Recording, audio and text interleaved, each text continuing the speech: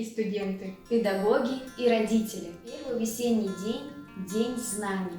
Он особенно значим и памятен для каждого из нас.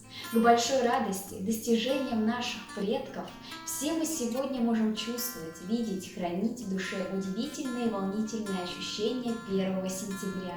Это ожидание неведомого и интересного на пути по дороге знаний. Чувство благодарности своим учителям мы несем через всю свою жизнь. День знаний – праздник воистину всенародный, ведь каждый из нас в свое время переступил через школьный порог.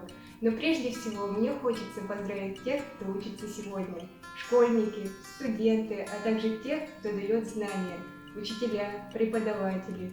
Пусть 1 сентября даст старт новому успешному учебному году. Также мы хотели бы отметить уникальный опыт наших отцов и матерей в построении советской системы образования, которая на сегодняшний день является востребованной в любой стране, где заботится о своем будущем и о будущем молодого поколения. А мы просто обязаны перенимать этот богатейший опыт для того, чтобы будущее наших детей было всегда безоблачным в реализации и построении их планов, неотделимых от нашей Родины. Наша задача – это не позволить предать забвению этот бесценный опыт.